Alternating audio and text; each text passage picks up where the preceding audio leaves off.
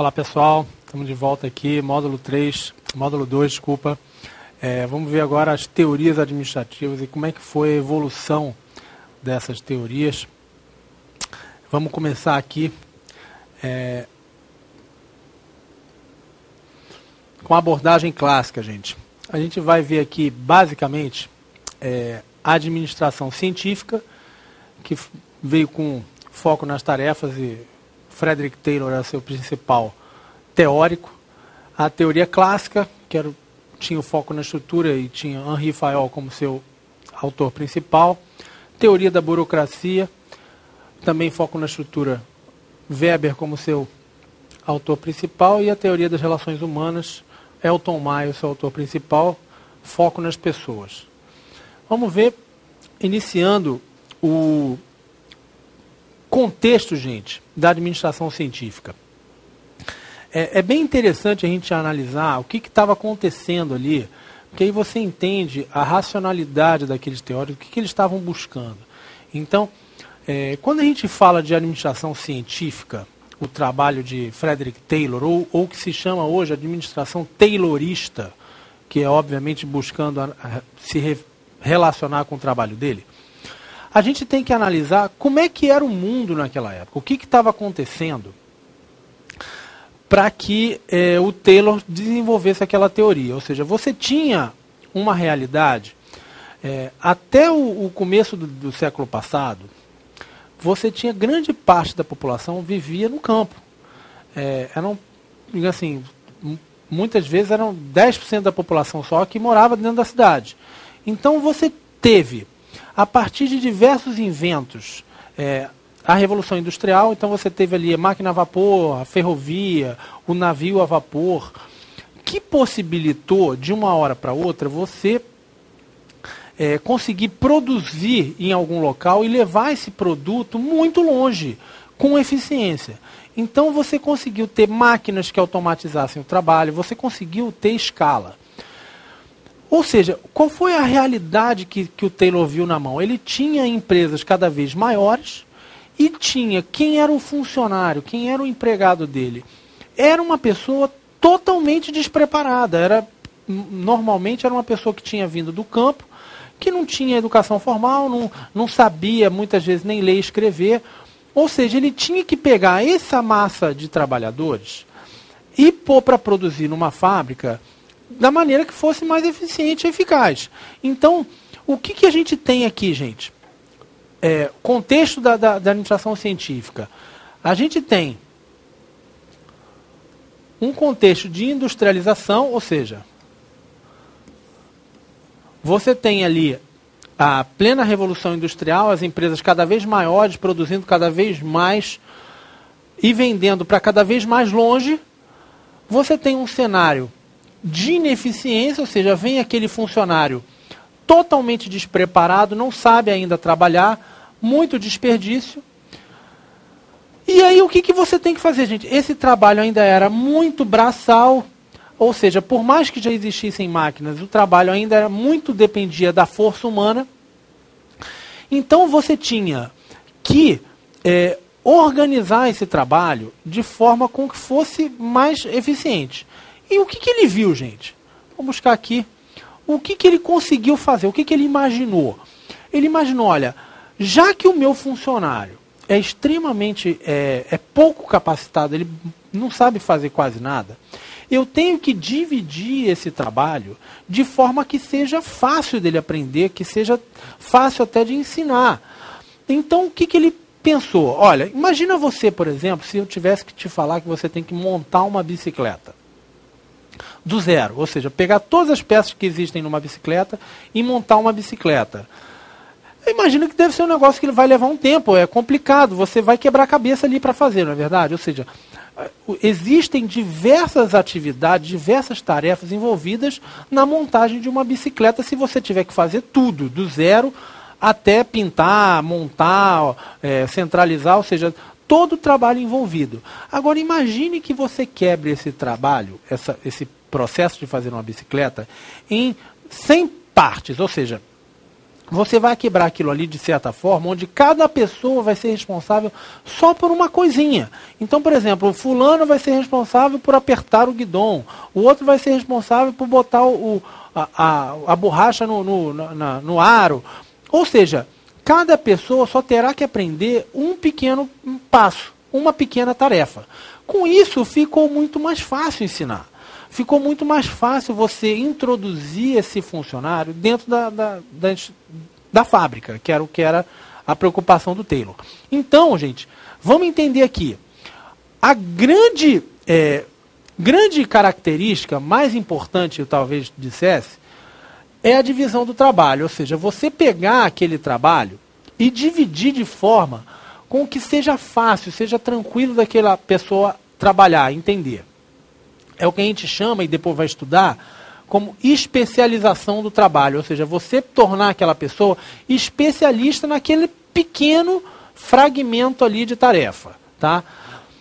Com isso, gente, o que ele buscou? Além de você dividir o trabalho, ele buscou, existia um estudo de tempos e movimentos, que basicamente era você trabalhar.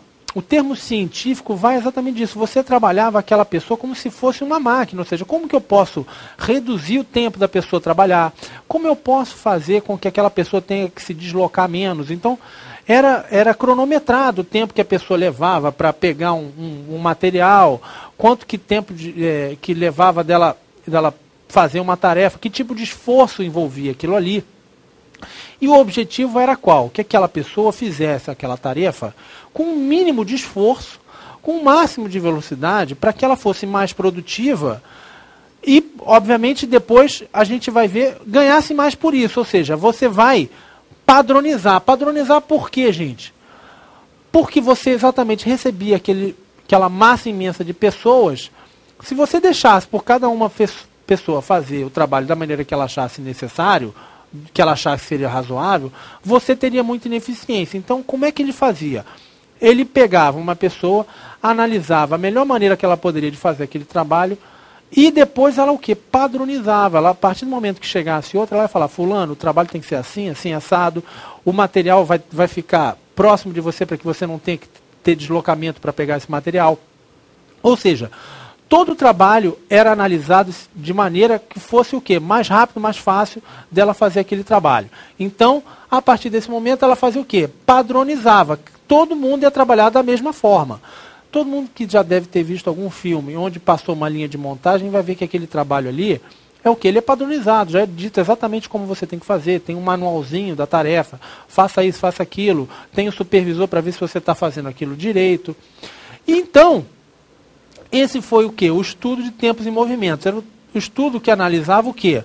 Qual seria a maneira de trabalhar mais eficiente? Ou seja, o foco aqui, gente, era a tarefa. Por isso que se diz que Taylor focava na tarefa, porque a preocupação dele era o quê? Era com a atividade. Como aquele trabalhador iria fazer aquele trabalho da melhor maneira possível. Tá? Outra coisa muito importante é você entender esses dois conceitos aqui que estão relacionados. Um que é o de homos econômicos, ou seja, era a visão que se tinha de que aquele ser humano ele era motivado por pagamento, ou seja, por dinheiro. Aquela pessoa ali, como você vai motivar ela? Pagando mais. Ele é uma pessoa que está preocupada com o quê? Com remuneração, com dinheiro. Tá? Então, como é que ele bolou, gente? A ideia do Taylor era exatamente essa. Como é que eu vou motivar e como é que eu vou fazer com que aquela pessoa trabalhe mais? Pagando por produtividade, pagando por peça. Então ele falava o seguinte, olha, a maneira de você trabalhar que seja mais eficiente é essa. Além disso, se você produzir mais, eu vou te pagar mais. Ou seja, o incentivo material, o incentivo por produtividade, pagamento atrelado à produtividade, vem lá do Taylor, ou seja, por quê? Porque ele tinha essa visão de que o que é importante era você pagar mais, que aquela pessoa ia ficar motivada, ia ficar mais eficiente, mais produtiva. Ok, pessoal? Então, vamos só relembrar as principais características da administração científica. O estudo de tempos e movimentos, ou seja, que era feita toda uma análise do trabalho daquela administrador, daquela tarefa. A partir do momento que você definiu a melhor tarefa, você ia padronizar, ou seja, todo mundo vai ter que fazer daquele mesmo modo. Você tinha, obviamente, um pagamento por produtividade, porque você acreditava que aquela pessoa era motivada por dinheiro, o homo econômicos, e a base de tudo que era a divisão do trabalho, a especialização. Vamos lá. Quais foram os problemas, gente, da administração científica? O que deu errado? O que foi contestado depois? A primeira coisa óbvia é o seguinte: gerava uma alienação. O trabalho era chato demais, gente. Vamos imaginar você, aquele caso que a gente falou ali da bicicleta. Gente, se você fazer uma bicicleta, pode ser difícil, pode demorar muito, mas você está entendendo ali o que você está fazendo. Você vai falar, não, esse trabalho aqui, quando terminar eu vou ter uma bicicleta, vou dar para o meu filho, vou dar para seja lá quem for, vou vender. Agora, gente, imagina você passar 6 meses só apertando parafuso. Com 10 minutos, você já aprendeu o que você tinha que fazer ali, já pegou o jeito de como é que você aperta o parafuso. Com 3G, você não aguenta mais olhar para o parafuso.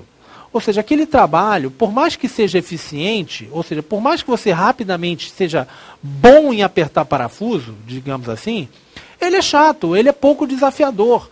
A pessoa se sente um robozinho ali. Ou seja, ele gera o quê? Ele gera, com o tempo, a desmotivação total. Aquele empregado chega uma hora que ele não aguenta mais olhar para parafuso. Ou seja, o trabalho é chato, é desinteressante, tá? Outro problema é que ele não considerava, gente, as forças externas, ou seja, era o que a gente chama de sistema fechado. Ou seja, só estava preocupado com o que acontecia dentro da empresa. Não estava muito preocupado, não analisava as forças externas, tá?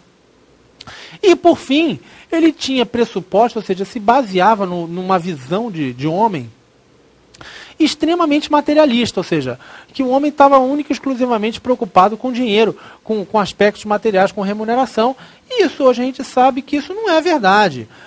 Não é que, claro que dinheiro é bom, ninguém está dizendo que não, mas não é só isso que as pessoas estão preocupadas. As pessoas também querem ter um ambiente de trabalho legal, querem entender para que serve aquele trabalho, querem entender a importância da pessoa dentro da organização, ou seja, existiam diversos problemas, mas os principais foram esses. Gerava uma alienação, ou seja, aquela pessoa já trabalhava única e exclusivamente por causa do dinheiro, mas extremamente desmotivada, não estava preocupada com as forças externas, tinha o que a gente chama de abordagem de sistema fechado, e o homo econômicos, ou seja, tinha uma visão simplista, materialista de como as pessoas pensam. Tá? Vamos aqui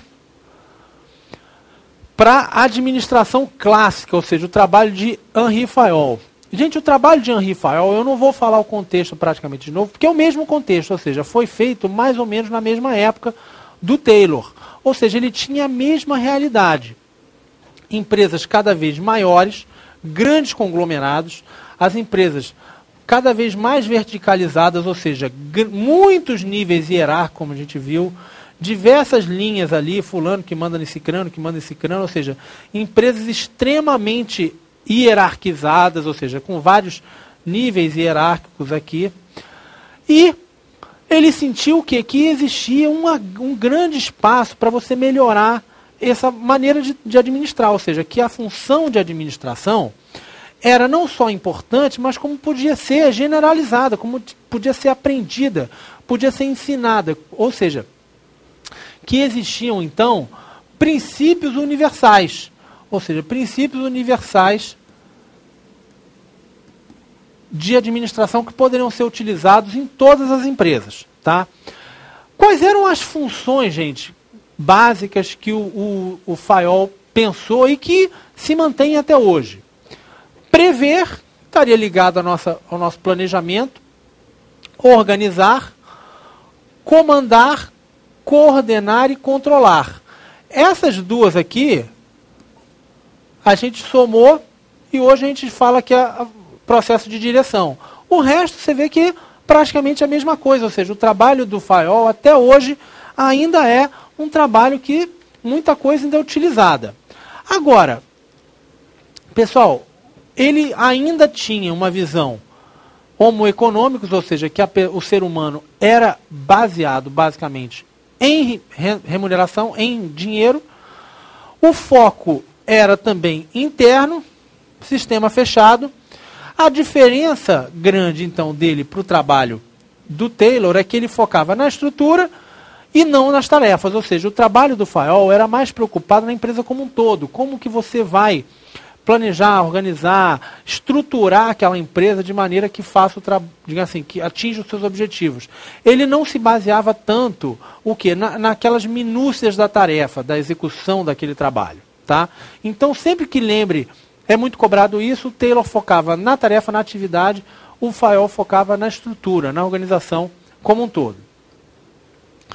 Vamos começar então a ver questões sobre esse tema e analisar quais são os principais aspectos cobrados. Questão número 1, gente, questão 6, Gran Rio, Funasa, administrador 2009.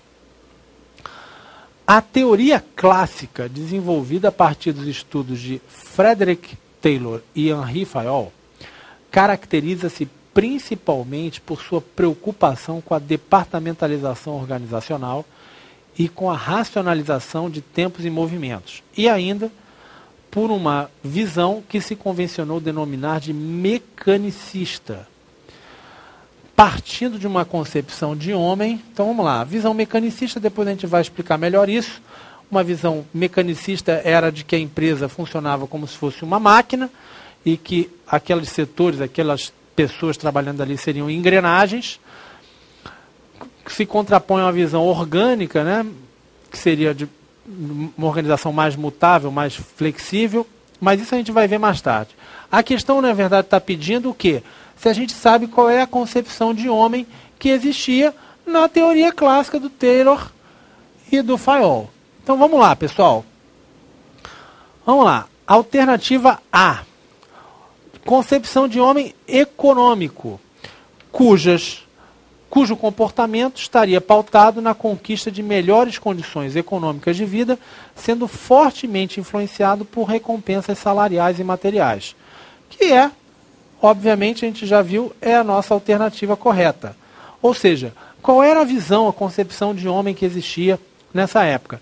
De homem econômico, ou homos econômicos. Ou seja, de que a pessoa, de que o ser humano em geral estava preocupado o quê? Em ganhar mais, em ser melhor remunerado. Vamos ver as outras aqui. Quais seriam os erros aqui? Homem social, para o qual os estímulos psicológicos e sociais são mais importantes do que as condições de ordem material ou econômica. Gente, a gente ainda não viu isso aqui, mas vai ver depois. Homem social é ligado à teoria das relações humanas. Ou seja, é a próxima teoria que a gente vai analisar. Não é essa a nossa opção. Homem funcional também não seria. Homem funcional é ligado à teoria dos sistemas, quando cumpre uma função dentro das organizações, se interrelacionando com os demais indivíduos. Letra D, homem organizacional, que se caracteriza pelo desempenho de papéis em diferentes organizações. O homem organizacional seria da burocracia,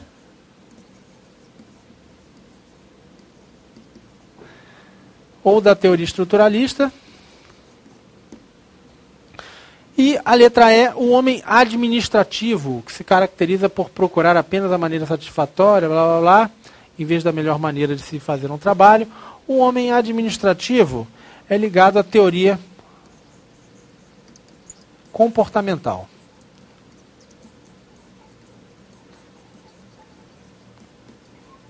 Ok, pessoal? Então, voltando aqui, a nossa alternativa correta é a letra A, bem tranquila. Lembrem sempre disso, gente. Taylor e Fayol é a concepção de homem econômico. Vamos lá. Próxima questão. Questão da SES Gran Rio, BNDES, Administração em 2008. Desde os primórdios da administração, especificamente da administração científica de Taylor, as organizações tiveram que se adaptar a movimentos de constantes flutuações em suas gestões. Em seu estudo de tempos e movimentos, Taylor analisava as unidades básicas de trabalho de cada indivíduo. Partindo-se dessa premissa, a validade dos estudos de tempos e movimentos se dá pela... Então vamos lá, o que ele está querendo saber aqui na questão, gente? Se a gente sabe dizer o que foram os estudos de tempos e movimentos. Então vamos lá. Observação, letra A. Observação das ações e da forma como elas são executadas na produção. É isso aí, né, gente? Ou seja, ele estava querendo saber o quê? Como que o trabalhador faz o trabalho dele no ambiente de trabalho. Ou seja, o estudo de tempos e movimentos, ele analisava exatamente isso. Como que funcionava o trabalho, como que aquela pessoa fazia o trabalho e como podia ser melhor feita. Então, está corretinha. Vamos lá ver quais são as outras alternativas. Complementação de tarefas, verificando as que são adequadas às novas realidades da empresa. Não, gente, não tem nada a ver com complementação de tarefa nenhuma, não. Vamos lá, analisar a tarefa como ela é feita como um todo. Implementação de novas técnicas de trabalho, não necessariamente, eram técnicas normais, mas o quê? Que fossem feitas com mais eficiência. Ou seja, não necessariamente novas técnicas. D. Participação ativa de cada funcionário no processo produtivo. Gente, ativa só se for na execução do trabalho, né? Porque não existia essa administração participativa, como a gente fala hoje. Tá? Aqui era de cima para baixo. A direção definia. Tá? Então, participação ativa do funcionário só se fosse na execução. E combinação de valores individuais no processo produtivo, isso aqui não faz o menor sentido. Não é isso que se tratava o estudo de tempos e movimentos. Vamos lá, pessoal. Tranquilo a nossa questão, então. Letra A. Vamos partir para a próxima alternativa. Próxima questão. Terceira questão, Fundação Carlos Chagas, Ministério Público do Sergipe, administrador em 2009. Tempo padrão, especialização do operário e ênfase na eficiência são princípios de administração da escola. Então, pessoal, vamos lá. Primeira coisa aqui, tempo padrão. Gente, padronização o quê? Do tempo gasto. Tá? Especialização do operário. O que isso está falando aqui? Divisão do trabalho. Né? E ênfase na eficiência são princípios da escola científica. Né? Vamos ver onde é que está aqui a nossa alternativa. Letra C, que é o trabalho de Taylor, né? Então, sempre que você ouvir que é uma administração taylorista, é uma administração pensando o quê? Nessa padronização, nessa especialização do trabalho. Teoria clássica seria a de Fayol, mas não é do trabalho de Fayol que ele está falando aqui. Tranquilo, nosso gabarito é a letra C. Não é a neoclássica, não é a clássica, nem da burocracia, tampouco das relações humanas. Vamos para a próxima questãozinha aqui. Fundação Carlos Chagas, Metrô, Administração 2008. A visão mecanicista de Frederick Taylor sobre as pessoas e as organizações era essencialmente uma perspectiva de sistema. Bom, gente, agora vamos explicar um pouquinho melhor o que é isso, sistema aberto e sistema fechado. Sistema aberto, a gente diz que é quando aquela empresa está sendo pensada em todas as suas inter-relações, ou seja, está sendo pensada nas relações que ela tem, por exemplo, no governo, com a economia como um todo, seus concorrentes, ou seja, você pensa a empresa e suas inter-relações, ou seja, sua relação com o meio externo. Ou seja, a gente está pensando ali a empresa, não só o que acontece dentro dela. A gente está pensando aquela empresa e todo o seu redor. Ou seja, Você se lembra que a gente estava falando no módulo 1, a empresa que abriu um resort no Nordeste? Ou seja, na hora que você vai abrir um resort no Nordeste, não basta só você pensar o que vai acontecer dentro da sua empresa. Aquela sociedade ali, aquelas pessoas existem para trabalhar? Ou seja, a economia está crescendo? Ou seja, você tem que pensar todo o que está em torno daquela empresa. Então, quando a gente fala que aquele modelo de administração é de sistema fechado, é porque a gente só está preocupado com os problemas internos. No caso do Taylor, por exemplo, como que eu vou fazer aquele trabalho? Como que eu vou fazer uma tarefa? Tá? Então, vamos lá. No caso do Frederick Taylor, sobre as pessoas, visão mecanicista, sobre as pessoas e organizações, era essencialmente uma perspectiva de sistema fechado. Tá? Como a gente viu, o Taylor ele se preocupava com o quê? Com a tarefa, com o que acontecia dentro da empresa, não com o que estava acontecendo na economia, na sociedade, no governo, ou seja, lá onde fosse. Tá? Era uma preocupação com os processos internos do processo de trabalho. Tá? Vamos lá, letra E, nossa alternativa correta. Vamos, próxima questão. Questão do CESP Unipampa Administrador 2009. O fato de os empregados desenvolverem sua própria maneira de executar as tarefas constitui quadro similar ao preconizado pela teoria da administração científica, que defende a autonomia e iniciativa dos colaboradores na realização de suas atividades. Gente, aqui também pegadinha, né? Por quê? Porque, vamos lá, quadro similar ao preconizado pela teoria da administração científica, buscava o quê, gente? Definir e padronizar o trabalho. Não é? Era de cima para baixo, direção aqui, definia e o trabalhador executava. Tá? Ou seja, tinha autonomia, gente, para aquele trabalhador definir como é que ele ia trabalhar. Ele podia ter iniciativa de mudar? Não. Nem iniciativa, nem autonomia. Era padronizado. Ou seja, o processo de trabalho, existia um estudo de tempos e movimentos e aquele trabalho era feito o quê? Uma padronização. Então não tinha autonomia, nem tinha essa iniciativa dos colaboradores na realização das suas atividades. Então a questãozinha está, né, errada. Ok, pessoal? Vamos para a próxima aqui.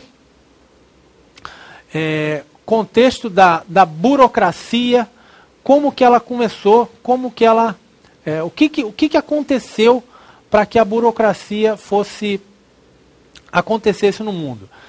A gente tem, gente, a sociedade cada vez ficando mais complexa naquela época. Ou seja, de uma hora para outra, deixa de existir um mundo rural para ser cada vez mais um mundo urbano.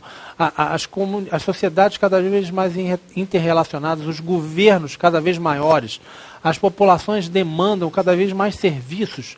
Antigamente, por exemplo, se você for pensar século XVIII, século XVII, os governos eles se preocupavam praticamente com a justiça, com a administração da fazenda pública ali e a administração de exércitos. Não existia quase nenhum serviço público, hospital público, escola pública, previdência, tudo isso aconteceu de lá para cá. Então você passa a necessitar cada vez de ter uma estrutura maior, uma estrutura que, no caso, o Weber imaginava que teria que ser uma estrutura cada vez mais baseada na racionalidade, baseada numa lógica, baseada no profissionalismo. Tá? Então a gente vai ver aqui que o modelo que existia antes, patrimonialista, não conseguia, a gente vai depois até analisar em administração pública melhor isso, mas fazer com que aquelas estruturas, sejam privadas, sejam públicas, atendam às necessidades da população, de cada vez mais produtos, mais serviços, e então o modelo burocrático é pensado pelo Weber como uma alternativa racional de trabalho. Então vamos ver basicamente as principais características da teoria da burocracia. Primeira, gente, é a formalidade. Ou seja, a teoria da burocracia é baseada no quê? No império da lei, no império da norma. Ou seja, a autoridade é expressa pela lei, pelo o cargo que a pessoa ocupa vai definir, ou seja, quais são as normas. Isso é o que rege toda a teoria da burocracia. Tá? Outra coisa, gente, a comunicação é padronizada. Então aqui não vai mais, ou seja, aquela comunicação informal não impera na burocracia. O importante é que esteja escrito em algum lugar, esteja registrado.